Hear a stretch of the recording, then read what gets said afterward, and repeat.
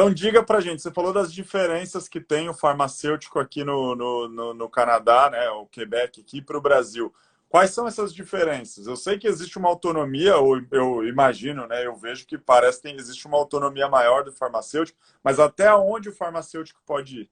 Então, o farmacêutico aqui, ele tem, como você disse, começando por pelo que você falou, tem mais autonomia do que no Brasil. Um exemplo bem simples é que no Brasil, você, quando tem um paciente que tem uma receita de um medicamento que tem que ser vendido com receita, e essa receita vence, a gente não pode fazer mais nada. Você tem que pedir o paciente para voltar para o médico, e ele vai se virar lá com o médico e tal. Aqui, a lei nos dá o direito de acordo com a situação do paciente específica, para ele não parar o tratamento dele, a gente pode prolongar essa receita. Claro, tem alguns medicamentos específicos para isso, tem várias regras, tá? Tá? Mas a gente pode prolongar essa receita para que ele continue tomando o medicamento dele no tempo que ele vai conseguir ver o médico e ser reavaliado. Então, a gente avalia o paciente clinicamente, ele já tem um diagnóstico, ele já tem um tratamento prescrito. Eu só vou prolongar um pouquinho mais a receita, ela venceria hoje. Então, eu vou prolongar um pouquinho mais no meu nome, eu assumo a responsabilidade por esse paciente, eu vou fazer um segmento com ele, acompanhar ele junto com o médico, no tempo que ele consegue ver o médico, para ele não ficar sem receber o medicamento dele. Porque muitas doenças, quando o paciente para de tomar o medicamento, a doença piora, e quando ele volta a tomar, ela não volta como era antes, ela continua ruim, é irreversível. Então, pensando nisso, o Ministério da Saúde daqui, o governo, isso aí é uma coisa que no Brasil eu acho que poderia ser melhorada, é a política no sentido de melhorar a profissão para o público, não para aumentar salário, essas coisas que a gente vê muito com sindicatos, essas coisas, não. É melhorar a atuação do profissional para o público, para as pessoas, que é o maior objetivo, né? E aqui o Quebec ele fez isso há muito tempo atrás, desde 2011, 2015, que essas leis vêm sido atualizadas, e agora com a pandemia foi com a nova ministra da Saúde que tem aí, que ela é muito incisiva para o trabalho do farmacêutico, né? Ela gosta muito do farmacêutico. Ela teve na minha cerimônia de entrega de jaleco, tem isso na Universidade de Montreal, tem uma cerimônia para entregar o jaleco aos estudantes. Bonito o negócio, você fica se sentindo importante. É, legal, pô. Mas é importante. E aí eles agora lançaram uma nova lei dando mais autonomia ainda. Então, o farmacêutico hoje ele vacina. No Brasil, eu acho que ele já vacina também. Ele vacina, a vacina de Covid está aumentando muito aí por conta do trabalho das farmácias também. Não é só estar ajudando, né? Mas a gente sabe que tem os profissionais de outras áreas que também têm esse papel. O farmacêutico prescreve medicamentos para algumas doenças, né? Sempre lembrando que o trabalho do farmacêutico não é de fazer diagnóstico, não é de dizer o que, é que a pessoa tem, mas de pelo menos avaliar coisas básicas e iniciar uma terapia e encaminhar ele para o médico para sempre com o mesmo objetivo. O paciente usar, é sempre assim, aquele jargão que tem aqui no Quebec. O bom medicamento para a boa pessoa no bom momento e no bom preço. É mais ou menos isso, né? Então, tudo é feito para que a pessoa que está lá tendo esse serviço, ela tenha o melhor serviço possível, com a melhor qualidade possível. E isso a gente consegue fazer por conta da lei. A gente tem uma boa formação e a lei permite que você faça isso. No Brasil, você não tem uma lei que dê essa autonomia para o farmacêutico e você não tem. Veja, o médico liga para a farmácia, eu recebi uma ligação semana passada, o médico falou assim: olha, eu sou o doutor falando de tal e eu quero falar sobre o paciente tal e eu queria saber a sua opinião. O que é que você acha que eu devo prescrever para ele? Uau! Isso no Brasil. Né? Eu digo, olha, doutor, a gente tem a opção tal e tal e tal, eu acho que nesse caso pode ser assim, assim. Não, tá bom, vamos fazer assim como você sugeriu. E assim, você tem essa abertura do médico, e o que aumenta a nossa responsabilidade.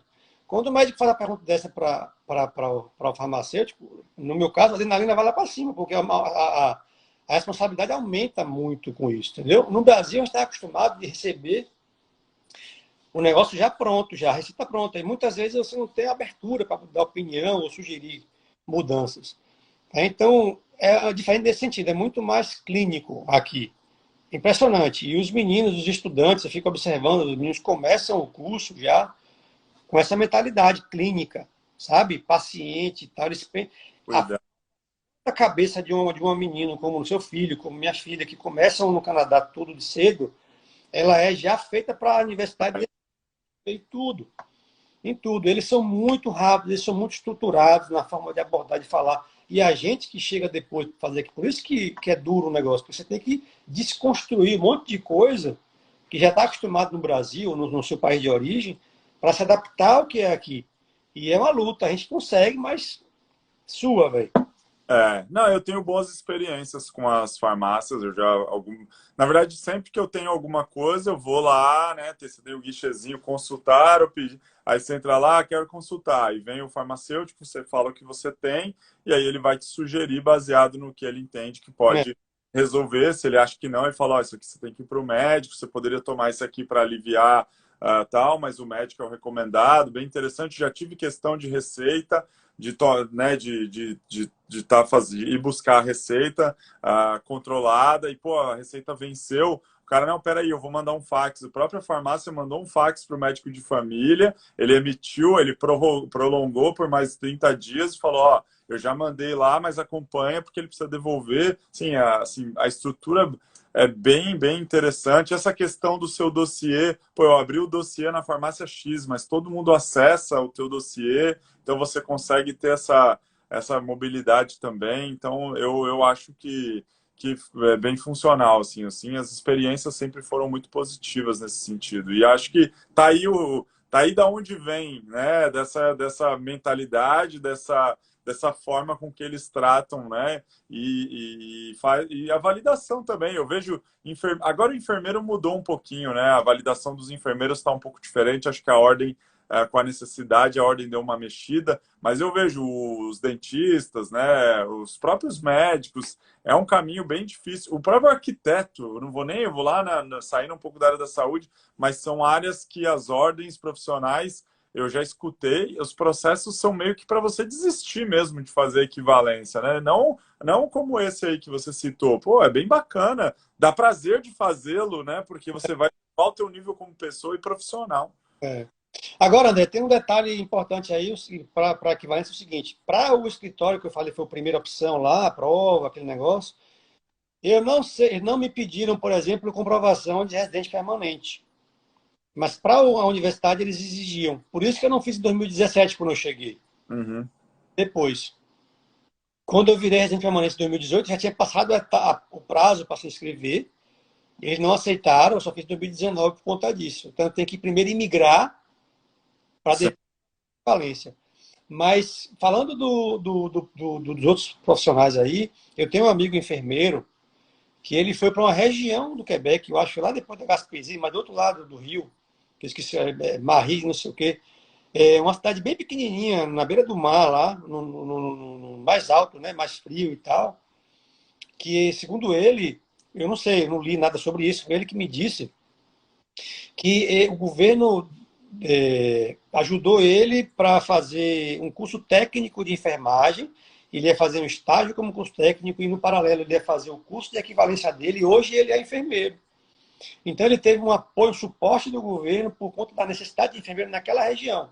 E depois ele tem o compromisso de ficar lá não sei quantos anos e tal, e não pode voltar, entendeu? Então, assim, para essa área de enfermagem, por exemplo, eu vejo que é muito menos difícil. Vou dizer mais fácil, mas é um pouco menos difícil do que farmácia. Para você fazer as coisas, entendeu? É. Eles têm dado uma relaxada agora, porque antigamente, quando eu cheguei aqui, era um processinho chato, assim, era bem complicadinho. Agora ele continua sendo burocrático, mas eu vejo que eles tem até a possibilidade de começar a trabalhar como enfermeiros já antes de ter tudo isso sendo monitorado no hospital por um enfermeiro. Eles têm alguns programas de tutorado ali, de mentoria na prática ali. Isso tem sido eu acho que é importante, né? O momento que a gente vive aí de falta de mão de obra, a gente sabe que o sistema de saúde no mundo inteiro, né? A gente fala do Canadá, mas a gente fala do mundo inteiro, acaba tendo esse tipo de. Tem que agilizar, não tem jeito, tem que acelerar, tem que achar uma forma mais otimizada de aproveitar os talentos, né? Que tá cheio de gente aí muito boa. E você, para a gente encerrar, eu já estourei aí a hora que eu te pedi, já passou, mas volta para dar aula ou não, Matheus? Qual que é o teu objetivo aí? Isso não, André. É uma pergunta interessante. No começo, eu tinha vontade, não descarto a possibilidade. Existem oportunidades que eu vejo aí, mas eu preciso ter a experiência. Você fala da universidade, né? Você voltar a dar aula aí. eu preciso ganhar experiência no Quebec, de acordo com o que eu vi dos professores, assim, conhecimento técnico todo mundo tem, né? Você estuda, você conhece o negócio, a gente não perde isso. Mas a experiência, a vivência com o mercado, com a profissão, eu preciso ter. Eu preciso. Aí, então, quando eu tiver isso, eu vou refletir se eu volto ou não. Mas uma coisa que me disseram aqui, eu perguntei isso, a mesma coisa para o meu chefe, no estágio que eu estava fazendo. Ele é muito clínico, ele é muito experiente nessa área, ele tem muitas sacadas boas assim, de dar para o paciente na hora. Aprendi muito com ele. Aí eu perguntei, vem cá, você não tem vontade de ir para a universidade dar aula? Ele, Matheus, eu não gosto de levar trabalho para casa. Eu achei interessante essa reflexão. É, O professor trabalha em casa muito, bicho, muito. Eu lembro na minha época, eu lembrei de tudo, eu falei, meu Deus, é verdade, e agora?